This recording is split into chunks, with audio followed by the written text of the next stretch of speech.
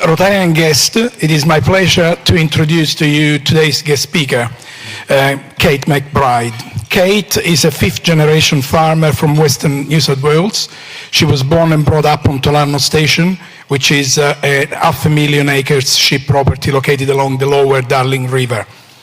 In 2020, Kate completed a Bachelor of Commerce degree at Adelaide University, majoring in management with agriculture and environmental electives. This year, she has started a Graduate Diploma in global food and agricultural business.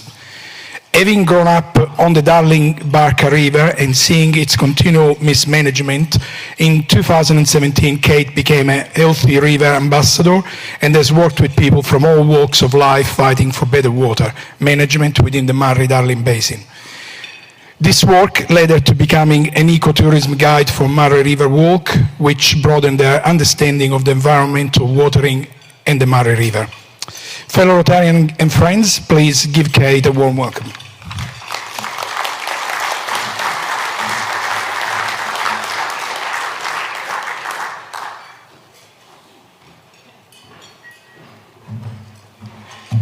Hello everyone, pull that up a bit. And well done boys, like honestly, I would not have been able to do any public speaking when I was your age, so you're well ahead of where I am, or was. And then I'll start my timer because I know how to manage time, unlike my father when he comes up and speaks. So I'll try driving this.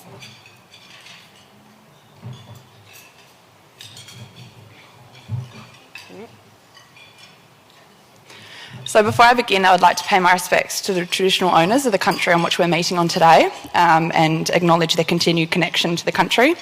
I also, whenever I get up, pay my respects to the Barkindji people. So they're the traditional owners of the land in which I come from, out in Western New South Wales. To them, they call, their name is Barkindji, of course. It means Darling River people in English.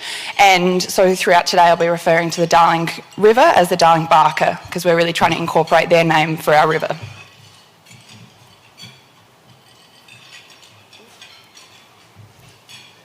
So who am I? I'm a fifth-generation farmer. So you guys might have heard about a year and a half ago, my father and my stepmum came and spoke about the Darling River. There's been a bit of confusion because her name's Kat and mine's Kate, but we are different. So I'm a farmer. I'm also a researcher with the Australia Institute. So they're a think tank based in Canberra. That's the role that I've started this year, which is really exciting. And I've actually got my first report coming out tomorrow, hopefully being featured in the Advertiser with any luck. I'm a Healthy River ambassador, so as you just heard, I work with people from all walks of life trying to better water management within the Murray Darling Basin in particular. That's really my bread and butter. I'm a local land services board member, so that's an organisation out in Western New South Wales that I look at it as the link between farmers and government. So I work in pest management, weed management, since I'm the youngest board member on that ever. And I now am chair of the weeds committee, so I look after 40% of New South Wales' weeds. Yeah. And I'm also studying at Adelaide Uni as well, in my spare time, when I'm in between everything else that I do. So if you were here for the talk that my father had about a year and a half ago, he spoke about home, which is Tolano Station. So as you just heard, that's a 500,000 acre sheep property out in Western New South Wales. So we're between Broken Hill and Mildura. For those of you that know the area, we're 45 kilometres south of Menindee and the Menindee Lake system. So a beautiful part of the world. We've had a few very tough years, but it's great to see some green pick on the ground and some fat sheep running around. So we run about 12 to 15,000 sheep and also harvest wild rangeland bush goats as well. Tolano has a really rich history. It was started in 1851. Back in its heyday, it was 1,100,000 acres. It actually had the largest privately owned fleet of paddle steamers. So the station is situated right on the lower Darling-Barka. And as you can imagine, back in its heyday, the river was critically important. So when I say they had the largest privately owned fleet of paddle steamers, I think it was about 7 or 8. This was massive because before then they used sort of camel trains and bullock drays and things. As soon as we could use the river, it really opened up that part of the country. And I'll speak a little bit more shortly about a township of Wilcannia. But back in its heyday, it was the 4th largest inland port in Australia. And that's further up than we are. So it just shows how critically important this river system is. And so, yeah, as I said, the Darling-Barka River. So I'm sure a lot of you are aware, coming from South Australia, the Murray-Darling issue is just massive. You guys are at the end of the river, and I work really closely with people in South Australia. I actually have a bit of a role with Conservation SA, because you guys are at the bottom of the Murray River and we're at the bottom of the Darling-Barka. So we understand what it's like to be at the bottom. So I do a lot of work around the Coorong, lower lakes, trying to create like an understanding of people, particularly further up, that this idea that water flowing out to sea is a waste, or that South Australia gets so much water. I think you guys get about 8% of the water in the catchment, so you don't get very much water at all compared to upstream states. So the Murray-Darling Basin, it's 14% of Australia. It contains, of course, our food bowls, so all our fruits and veggies and things like that. A quarter of Australia's irrigation is actually within the Murray-Darling Basin, so there's a really high reliance on that water. 4 states in the ACT, 3 million people, including 50% of Adelaide, actually rely on it for water, so it's really important this is healthy. And this is something that I'll sort of touch on a bit today, is that it's not just about the quantity of water that we've got, it's also quality, because this is drinking water for a lot of people. So making sure that we've got sufficient quality and quantity. And of course the Basin Plan. Now, I'm sure you're all sick of hearing about water politics down here and everything, and there's no way to make the Basin Plan fun to talk about, but of course this is something that was put in place because we recognised we were taking too much water from a system and we needed to recover it, and you guys were the ones that were getting affected most down here. The Basin Plan is set for completion in 2024, and we are so far off track it's not even funny when it comes to water recovery. So our environment, despite we have had about 2,000 gigalitres, and I'm not going to get into gigababble, guys, don't worry, but there has been a fair bit of water recovered, which did actually help during that last drought. It kept the Coorong and lower lakes and a number of other wetland areas a lot healthier than we've seen in previous droughts, but we've got a long way to go to make a healthy Darling-Barka. So I mentioned before Menindee Lakes, and some of you might have seen this on the news recently. There's water back in the Menindee Lakes. Now this is a massive natural lake system that's 45 kilometres above where we are at Tolano Station. There's a heap of lakes, some smaller ones and everything. Critical for fish breeding. 80% of the golden perch for the whole Murray-Darling Basin actually come from Menindee Lakes. So they're generally considered quite a shallow lake system. But what the issue is they're often compared to like the Hume Dam, which is a man-made structure. You can't compare the two. These are a critically important part of the environment. And so making sure these are protected is really important. They actually, when full, hold about 4 times Sydney Harbour's water. And I think a lot of the time we have South Australians saying, well, how does that impact us? What do we care about, a lake system out in New South Wales? Now, this is critically important for the Murray. Back in, historic records show that up to 39% of South Australia's water entitlement actually came down the Darling, which means that water was going into Menindee Lakes and being released from there further. So a really important part of the whole basin, and we can't be managing it like just having the Murray system and then the Darling-Barka system. It's one connected system, and I think that what really highlights that to me is the statistic about 80% of golden perch coming from this area, because they populate the whole Murray-Darling Basin. Management is key when it comes to the Menindee Lakes, and this is something I'll touch on shortly about what goes wrong when we aren't managing our water appropriately. And currently, when it comes to New South Wales, there's plans to actually decommission these lakes. Now, our New South Wales government is saying that these lakes evaporate too much, and so we need to get rid of them. Yeah, pretty frustrating, I understand. You guys get it as well, because of course the lower lakes, there's always that argument. These are natural lake systems and we need to be fighting for their protection. So that's something that my father, myself and a lot of people out in Western New South Wales are currently fighting for, is the protection of these lakes. So this is what happens when we have bad management. I'm sure my father spoke about it when he came about 1.5 years ago, but I think these photos never cease to surprise me. Back in about 2 years ago now, just over, we saw the mass fish kills, which I'm sure a lot of you saw. That photo just there, that's my old man. That was a video that went viral that I took, and it had over 6 million views. This was just like Armageddon. It is, to this day, one of the worst days of my life. The experience, seeing this day in, day out, and it just got worse. And the smell and the sight of suffering animals. And, I've always said if we saw 1 million dead koalas piled up, I think we'd have a lot more action. But unfortunately, because it's fish, it seems to get swept under the rug, which is pretty disappointing. But this is the reality of bad management. And the government tried to say that it was because of drought. And there was a lot of finger pointing between governments, both at a federal and state level. The reality is no one came and said, look, we buggered up and we're going to learn from next time, and this is something that scares us now. We've got water in our lakes currently, but For how long? Because what a lot of reports showed is that these fish kills were actually caused by two things: over-extraction, so not enough water coming down the system, and mismanagement. So when we do have water in the system, we're not managing it. And this has been the issue. The last 2 times that Menindee Lakes has had water in them, they've been drained exceedingly quickly. Now, we're not, we don't want to hold all the water up there. Of course, we're below the Menindee Lakes. We want water to come down to sort of supply our river, but we recognise the importance of that going into the Murray as well, a connected system. When it comes to rivers in Australia, connectivity is number one. So making sure that we're not just draining these lakes. And we saw last time the Murray was actually in flood, and the government and the Murray Darling Basin Authority decided to drain the lakes and send a flood down the Darling-Barka as well. So it's bad management, and we need to have accountability when it comes to this, but also we need people to be aware of what's going on, because last time we had the lakes drained twice, we were crying out both times saying, this is something bad's going to happen, we're going to be back on a dry river. And of course I've got the photo of the dry river there as well. So my journey when it comes to water really started back in 2015. I'd just finished school down here in Adelaide and essentially took a gap year in 2016, trying to work out what I wanted to do at uni, and I went home, and the river that I'd grown up alongside, that I'd spent all my summers in and everything like that, was gone. So I grew up with a healthy river, and I came back from school and all of a sudden it was gone.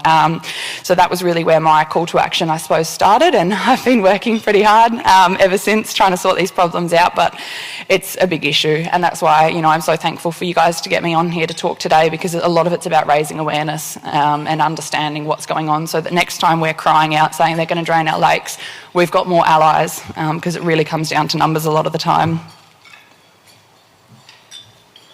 So impacts, and this is the impacts of bad management and over-allocation. I mentioned before Barkinji culture. This is something that I hold very close to my heart. I've been taken out and shown culture by Badger Bates, who's in that photo up there. He's a Barkinji man. But I want to sort of give you a bit of a case study of what happens when it comes to water out our way. Township of Wilcannia, as said before, 4th largest port in Australia back in its heyday, inland port, sorry. Today, Wilcannia has a female life expectancy of 42 and a male life expectancy of 37. Now, there's actually research that shows that when there's water in the river, when the river is healthy, crime rate decreases and life expectancy increases. And I remember I sort of used to go surely not, that's a pretty steep curve, but I've seen it firsthand, and I can tell you that that's a fact. When we've got a sick river, the amount of suicides that I see in my community, every time I call up someone from Wilcannia, they're saying, I'm sorry, I can't come today because I've got to go to a funeral.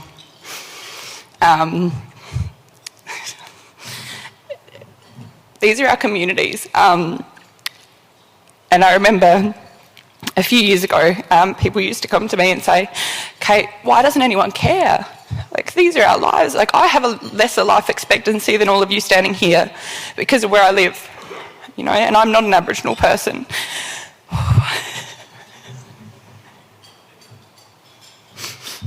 But these are people's lives, and our government turns a blind eye.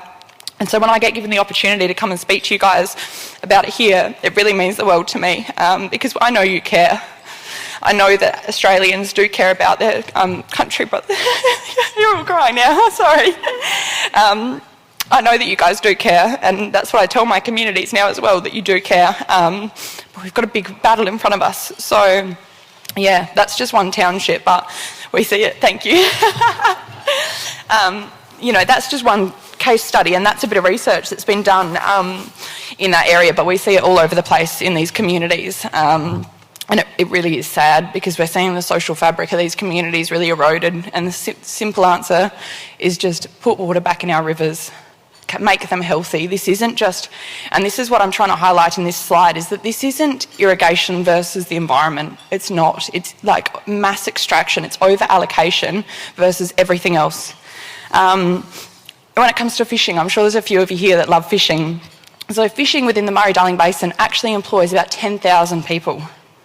It's a massive industry. Of course, then you've got the recreational side of it, really, really important.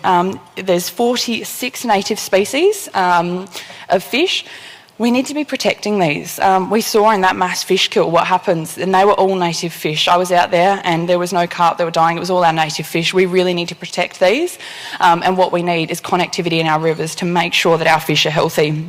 And that's the thing, it's not just about, we can't be treating our rivers as just pipelines or just to send a little bit of water down there. We really need to be looking at our native species and how we can support them when it comes to floods, high river, low level. This is really important for our native fish species, and it's quite interesting looking at the importance of the Darling in this, because of course the Murray's so regulated now, we've got locks and weirs and everything. That's really suited to carp. They like that stagnant water. The Darling-Barka, because it still has those highs and lows, what that does is it triggers our fish to breed. Really, really important, which is why the Darling-Barka is so important as well. Tourism. Now, as you heard before, I actually worked in tourism. A few years ago, I worked for Murray River Walks, which was absolutely incredible. We won the Ecotourism Award at South Australian Tourism. Incredible experience. But what I learned there is that tourism is actually worth $8 billion within the basin a year. It's massive. It's bigger than irrigation. And yet we are sacrificing the health of our river. We're sacrificing the ability of tourism to work because of irrigation further upstream. So it's just something to keep in mind. There's no jobs on a dead river, whether it's fishing, tourism, whatever.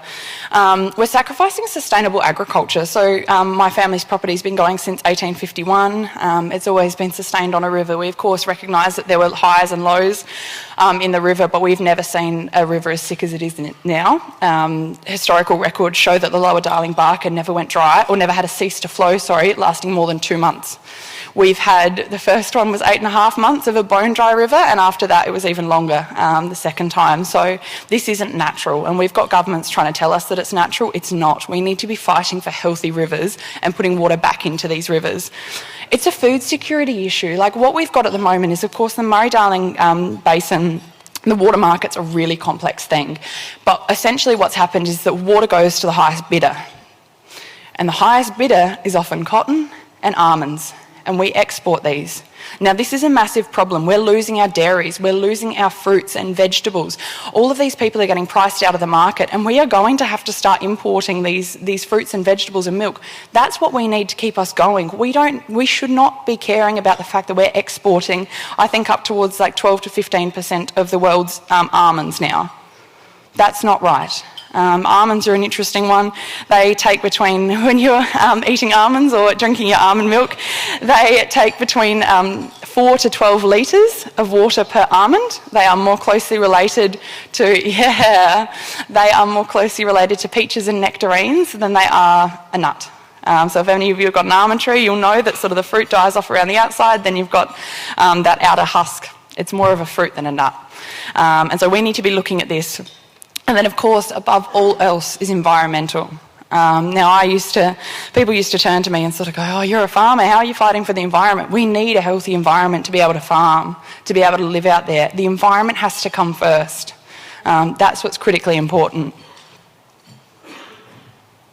So how to solve these problems? I've given you guys a lot of problems today. It always seems to be the way when it comes to water, but there is a way forward. I wouldn't be coming here speaking to you if it was all doom and gloom. One of the most important things is when it comes to townships like Wilcannia is implementing cultural flows. Now, this is something that was sort of mentioned in the Basin Plan, but it's been stagnant ever since. Money's been committed, but now they're sort of backtracking, even just this week. The Federal Water Minister's backtracking on this commitment.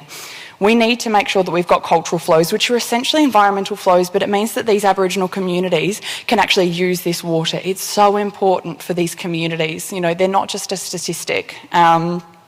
River connectivity, as I've said a couple times, connectivity within our rivers is the most important thing. So implementing things like flow targets and storage targets, particularly when it comes to the Menindee lakes, saying, okay, we cannot have this mass extraction that's occurring further up until the lakes are 50% full or more full.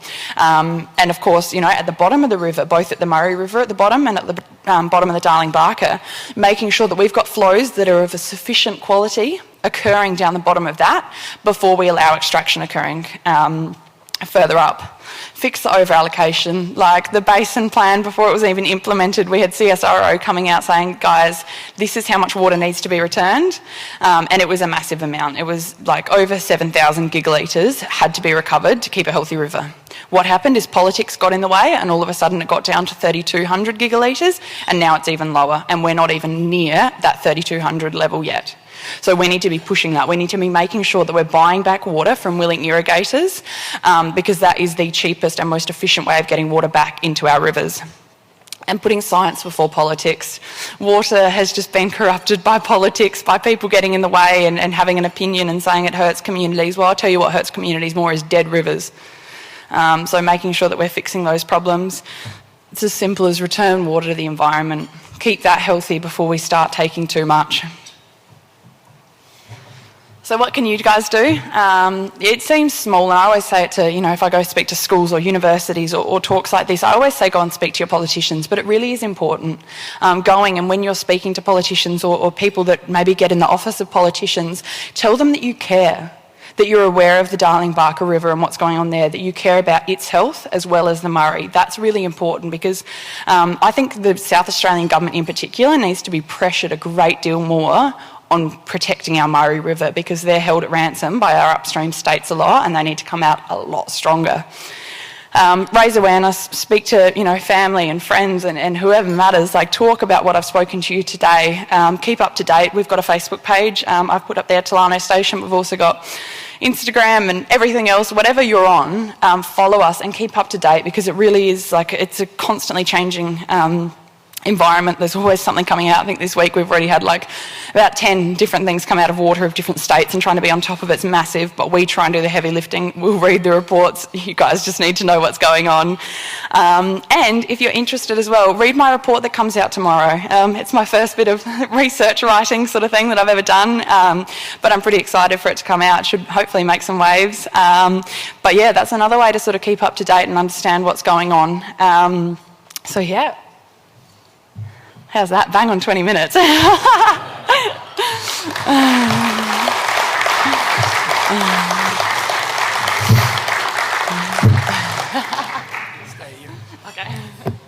Thank you. I tried to get Kate last year, but Rob was the backup plan.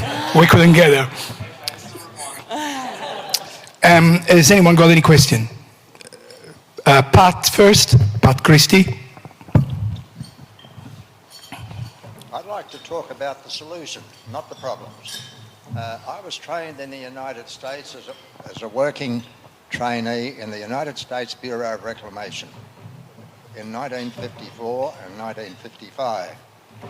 I'll tell you a bit about the Bureau, and you know why I'm talking about it. They've built 350 dams. They irrigate over 12,000 acres in the western half of the US. They control the water supply in 17 states all up, in 5 river systems. The statistics are enormous. They've got a big hydro supply, and they're very, very successful. Now, that's the background. That's where I got trained, in that environment. Now, how are they managed? The Bureau reports to a boss in all the divisions in Denver. The Denver guy talks to the head boss in the Department of the Interior in Washington. Who makes the final decision? Who made a final drought decision 2 years ago? The same guy, the President of the United States. And only one person can run it. As long as we've got all these ratbag characters who can only get in front of a microphone trying to run it, we'll get nowhere. And that's the only solution. Don't waste your time. Go and kill the politicians. Thank you.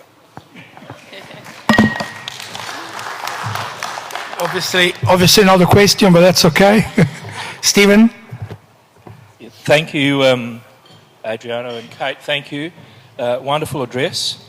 I'm one of those irrigator people, or represent that with our family. We're 4th generation, not 5th, but I've got grandchildren, so maybe that takes it a few more down. But you did refer to irrigators upstream, not downstream. And I just want to, firstly, for all the Rotarians in this room, have you understand that South Australia has been the responsible state in the Commonwealth and certainly the Murray Darling Basin. South Australia started putting restrictions around water and reducing allocations back in the late 60s. I know that because as an accountant I had one of my clients lose 300 megs of water because they weren't using it. We have been exemplary as a state. upriver, there have been a few issues, and in fact, I would suggest that at the moment the Murray Darling Basin is over-allocated as a resource, and we only need the millennial drought and then what we saw only a few years ago to remind us of how volatile our water system and supplies are. I just wanted to share with you something that's about to happen, and as an irrigator I think this is wonderful because we can actually buy some of this temporary water, put it into a reservoir interstate because we have a Victorian allocation. There's about to be 30 gigs of water coming to South Australia. South Australians can't use it unless they use it before the 30th of June. That, to give you a sense, a lot of you don't understand what 30 gigs of water is, so I'm going to tell you. 30 gigs of water is 30,000 million litres of water. So 1 gig of water, which is what Kate referred to, is a significant volume of water. But it's precious. It doesn't rain every year. If we could make it rain every year, it would be wonderful. The fact is we can't do that. We have an over-allocated resource. I've got to confess that we do have some almonds, not a lot, but we do have some, and apricots, no, they've gone. But citrus, wine grapes and avocados, the high value crops. So we're encouraged by our state leaders and PIRSA, Primary Industries SA, to look to those high value crops. Sadly, and I totally agree, almonds use a significant amount of water. I'm yet to see how they find almond milk off an almond tree or off an almond, but they do. And I understand it's very good for us because it's low carb. So if you want to sort of trim off a few kilos, go to almond milk. But, Kate, wonderful address, and I understand your emotion about what happens in young people, particularly in Wilcannia, but it happens in other irrigation areas as well. And I think it's a bit like what we saw on the weekend with both Power and Crows winning. When we've got winners, it lifts the feeling in the community. But when we have sadness, like no water in the Darling, then it's an absolute reverse.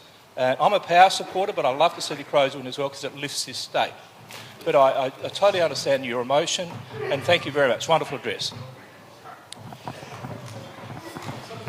I just reiterate, we are looking for questions, no comment. But anyway, that's Jeff. I have got a question. Sorry, is it me? Okay, Albert and then Jeff. My question is, do you think that a country or an area that's short of water, which is the area that you just described, should be growing cotton? Yes, it's a tough one. And two questions, and is cotton very demanding on water? Yeah, I haven't got my Kevlar on, so I'm not going to get too political now. I think that is a question that's going to have to get raised, looking at the sustainability of it. We often hear as well, and this is my biggest pet peeve as well when it comes to, the Darling-Barka system, is that we do just have this mass extraction. So when I say mass extraction, I'm not talking about a mum or dad irrigator. I'm talking about a cubby station. I'm talking about floodplain harvesting, where people are entitled to put walls up next to, so say this is the river, what New South Wales and in Queensland they're allowed to do is put a wall up here so that water doesn't flow in. Now, 86% of the catchment area of the Murray Darling Basin contributes very little to no rainfall runoff. So what the issue is if we, in these areas that actually contribute that rainfall, if we just put a wall up and say, no, that water can't go in, is that all right? Well, currently New South Wales is trying to licence it. We've actually received advice this week that it's illegal. It's a big problem. So that's my issue when it comes to growing cotton. There's this attitude of, we only do it when there's a lot of water in the system. And that might be an argument, but then you're denying that water to go downstream as well. So yeah, I think it's looking at Australia, what our systems can handle sort of thing. And yeah, I seriously question whether we should be growing particularly the amount of cotton that we do grow in Australia. Yeah. Jeff? Yeah, thank you for a great talk, and your emotion and passion is great. You said that buying back was actually a great solution. How much money would that involve to actually buy back the water rights?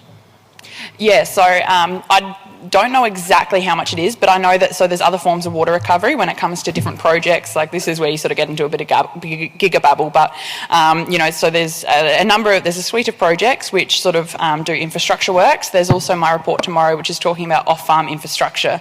So this is doing things like this is like essentially the only other form of putting water back into the river. It's essentially giving irrigators money to become more efficient. Now, there's actually science behind it that shows that maybe that doesn't even work because of these return flows and other issues and things like that. I'm not going to get into that, but so that's the other way of going about it, is these on and off farm infrastructure. That is 2.7 times more expensive than buybacks. So buybacks, I believe it's about 2001, this might be a couple of years out of date, but last I saw a report was about $2,100 a megalitre. So it's quite expensive, but at the end of the day, I don't want to come in and try and tell someone, well, we're just going to acquire your water. This has to be a voluntary open tender so that irrigators have that opportunity. And there's often this idea of destroying the social fabric of these irrigation teams if we go in and just rip out all this water because people move away. There's actually further research to show that by, a lot of irrigators aren't going to sell their entire water entitlement. They might sell 10% of it. That actually can help because it can get them out of debt, and then they go and spend more money in the communities. So going and allowing farmers to decide, look, I want to get out. And it might be an example of a farmer whose kids don't want to be on the land. He's got this water, he wants to sell it, put it back in the environment so the government can go and buy it. But the most important thing is that open tender idea of buybacks. We've seen a number of cases where we've had politicians go to their mates and try and sell them $80 million worth of water. That's dodgy, that's not open tender. We're right into the open tender voluntary buybacks, and that no one can deny, not irrigation communities or anyone can deny that is the most efficient way to put water back in our rivers. And we have to do it. Like, this isn't maybe we should do it this way. Like, the reality is we have to put this water back in the river one way or another, and buybacks are the best way to do that. Last question, we're out of time. Peter Neal.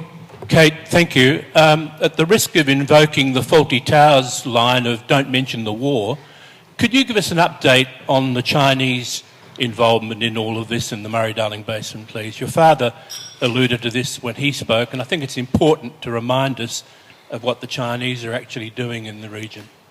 Well, this is a big problem, and I can't actually give you a straight answer because the reality is we don't know who owns all our water. There's been some reports into it, but we can't even get politicians to declare what water they own. This is a big thing that's been going through the New South Wales government recently, is that if a politician has to own up to what properties they own, why don't they have to own up to when it comes to water? Because some of them, and I don't doubt there'd be some of them that have millions of dollars worth of this. It's a massive asset. We don't know. And I think this is something that we're really keen to look into, like some sort of audit of, and that's the biggest thing when it comes to water, it's the lack of transparency. There was a report released just a couple of weeks ago, I believe it was, ACCC into the water market and everything. And one of the biggest recommendations they had is this is not transparent. There needs to be more information, and people need to know what's going on, because that's where a lot of this lack of trust comes from. If we know what's going on, if we know where money's being spent or who owns our water, there's going to be a lot more trust within water politics in Australia. I'm happy to stay a couple of minutes after the meeting if anyone else has got questions. So Kate is happy to stay a couple of minutes if anyone else has got questions, you can ask her. Kate, thank you so much for taking the time to address us today. Our club would like to present you with a thank you certificate. A donation will be made on your behalf to the Rotary Adelaide Community Service and Youth Projects. Fellow Rotarians, can you please show Kate your appreciation?